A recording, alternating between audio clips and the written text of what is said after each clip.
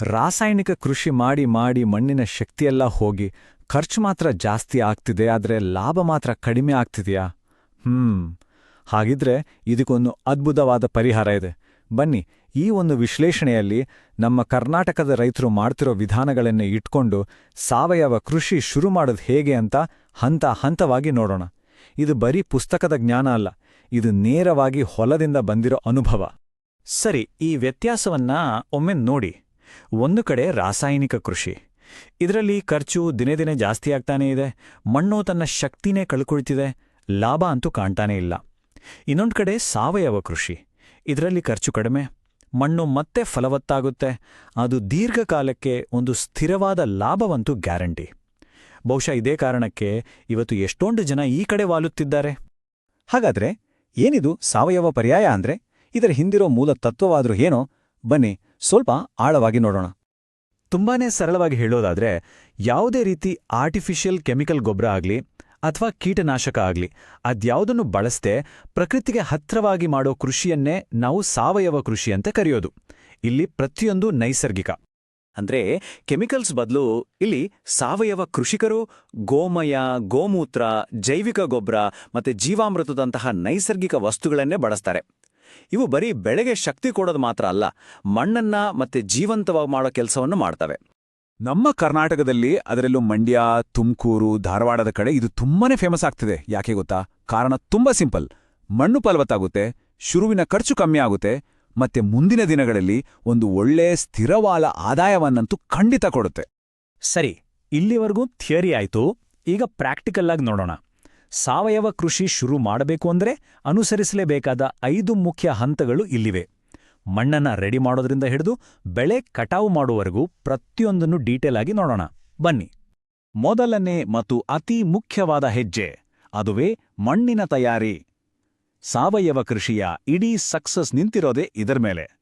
ಇದನ್ನ ಸರಿಯಾಗಿ ಮಾಡಿದ್ರೆ ಅರ್ಧ ಕೆಲ್ಸ ಮುಗ್ದಾಗೆ. ಮೊದಲನೇ ಕೆಲಸ ಏನು ಅಂದ್ರೆ, ಹತ್ತಿರದ ಕೃಷಿ ಕೇಂದ್ರಕ್ಕೆ ಹೋಗಿ ಒಂದು ಸಾಯಿಲ್ ಟೆಸ್ಟ್ ಮಾಡಿಸೋದು. ಆಗ ನಮ್ಮ ಮಣ್ಣಿನ ಕಂಡೀಷನ್ ಹೇಗಿದೆ ಅಂತ ಒಂದು ಕ್ಲಿಯರ್ ಪಿಕ್ಚರ್ ಸಿಗುತ್ತೆ. ಆಮೇಲೆ ಜಮೀನಿಗೆ ಚೆನ್ನಾಗಿ ಜೈವಿಕ ಗೊಬ್ಬರ ಹಾಕಿ ಒಂದು 15ರಿಂದ 20 ದಿನಗಳ ಕಾಲ ಭೂಮಿಗೆ ಪೂರ್ತಿ ರೆಸ್ಟ್ ಕೊಡಬೇಕು. ಯಾಕಂದ್ರೆ ಇಷ್ಟು ದಿನ ರಾಸಾಯನಿಕಗಳಿಂದ ಹಾಳಾಗಿರೋ ಮಣ್ಣು ಮತ್ತೆ ಚೇತರಿಸ್ಕೊಳ್ಳೋಕೆ ಅಷ್ಟು ಟೈಮ್ ಬೇಕೇ ಬೇಕು. ಓಕೆ, ಮಣ್ಣು ಈಗ ಸಿದ್ಧವಾಗಿದೆ. ಅದನ್ನ ಮುಂದೆ ಹೇಗೆ ಪೋಷಣೆ ಮಾಡೋದೋ ಅದೇ ನಮ್ಮ 2ನೇ ಹಂತ, ನೈಸರ್ಗಿಕ ಗೊಬ್ಬರಗಳ ಬಳಕೆ. ಜೀವಾಮೃತ, ಘನಜೀವಾಮೃತ, ಎರೆಹುಳು ಗೊಬ್ಬರ, ಈ ಥರದ ದೇಸಿ ವಿಧಾನಗಳು ಅದ್ಭುತವಾಗಿ ಕೆಲಸ ಮಾಡುತ್ತವೆ. ಇಲ್ಲಿ ಒಂದು ಇಂಟ್ರೆಸ್ಟಿಂಗ್ ವಿಷಯ ಇದೆ.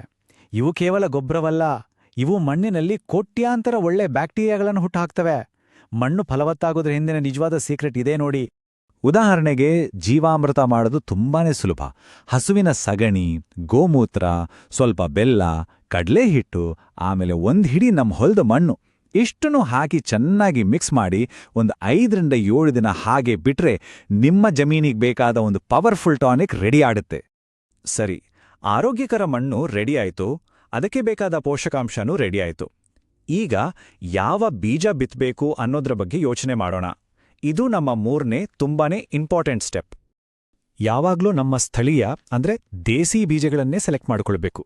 ನಾಡು ರಾಗಿ, ನವಣೆ, ನಮ್ಮ ಹಳೆ ಭತ್ತದ ತಳಿಗಳು, ಈ ಥರ. ಯಾಕೆ ಗೊತ್ತಾ? ಯಾಕಂದ್ರೆ ಈ ಬೀಜಗಳು ನಮ್ಮ ನೆಲ, ಜಲ, ವಾತಾವರಣಕ್ಕೆ ಸಾವಿರಾರು ವರ್ಷಗಳಿಂದ ಹೊಂದಿಕೊಂಡಿವೆ. ಸೊ ರೋಗ, ಕೀಟಗಳನ್ನೆಲ್ಲ ಇವು ನ್ಯಾಚುರಲ್ ಆಗೇ ತಡ್ಕೊಳ್ತವೆ. ಇದರಿಂದ ಖರ್ಚು ಕೂಡ ತುಂಬಾ ಕಡಿಮೆ ಆಗುತ್ತೆ.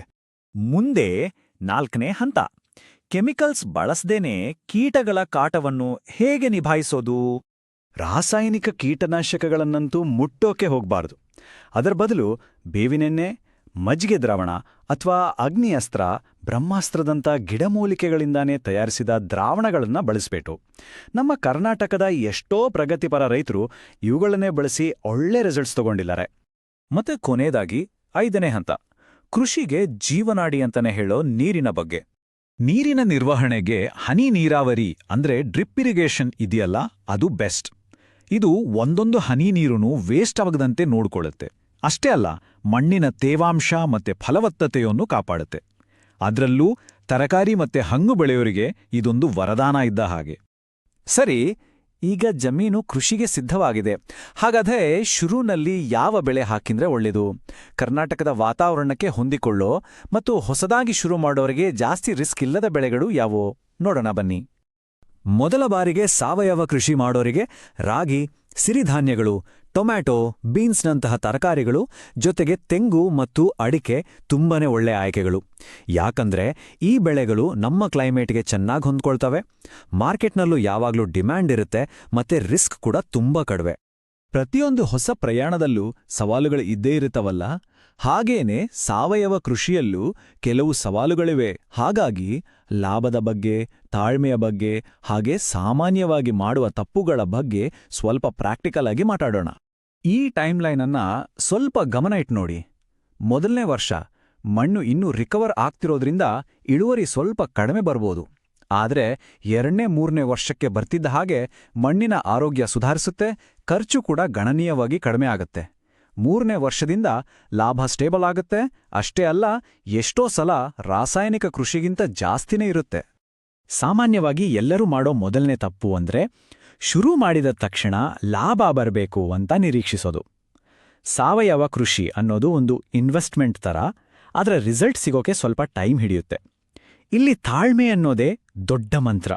ಎರಡನೇ ತಪ್ಪು, ಅರ್ಧ ಸಾವಯವ ಅರ್ಧ ರಾಸಾಯನಿಕ ಈ ತರಹ ಮಿಕ್ಸ್ ಮಾಡೋದು. ಇದು ಎರಡೂ ದೋಣಿ ಮೇಲೆ ಕಾಲಿಟ್ಟಾಗೆ. ಇದರಿಂದ ಮಣ್ಣಿಗೆ ಇನ್ನೂ ಜಾಸ್ತಿ ಹಾನಿಯಾಗುತ್ತೆ ಮತ್ತು ಸಾವಯವ ಕೃಷಿಯಿಂದ ಸಿಗ್ಬೇಕಾದ ಪೂರ್ತಿ ಲಾಭ ಸಿಗೋದೇ ಇಲ್ಲ. ಯಾವುದಾದ್ರೂ ಒಂದೇ ದಾರಿಯಲ್ಲಿ ಗಟ್ಟಿಯಾಗಿ ನಿಲ್ಬೇಕು. ಮತ್ತು ಕೊನೆಯದಾಗಿ ಅತೀ ದೊಡ್ಡ ತಪ್ಪು ಅಂದ್ರೆ ಮಣ್ಣನ್ನ ತಯಾರು ಮಾಡೋ ಹಂತವನ್ನೇ ಸ್ಕಿಪ್ ಮಾಡೋದು.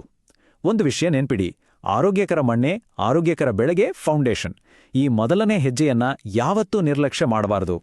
ಈ ಎಲ್ಲಾ ಮಾಹಿತಿಯ ನಂತರ ಕೊನೆಗೆ ಒಂದು ಪ್ರಶ್ನೆ ಉಳಿಯುತ್ತೆ. ಈ ಸುಸ್ಥಿರ ಕೃಷಿಯ ಹಾದಿಯಲ್ಲಿ ನಮ್ಮ ಕರ್ನಾಟಕದ ಕೃಷಿಯ ಭವಿಷ್ಯ ಹೇಗಿರಬಹುದು? ಇದು ಕೇವಲ ಕೃಷಿ ಪದ್ಧತಿಯಲ್ಲಿನ ಬದಲಾವಣೆ ಅಲ್ಲ. ಇದು ನಮ್ಮ ಭೂಮಿ, ನಮ್ಮ ಆಹಾರ ಮತ್ತೆ ನಮ್ಮ ಮುಂದಿನ ಪೀಳಿಗೆಯ ಆರೋಗ್ಯದ ಮೇಲೆ ನಾವು ಮಾಡ್ತಿರೋ ಒಂದು ದೊಡ್ಡ ಹೂಡಿಕೆ ಅಲ್ವಾ?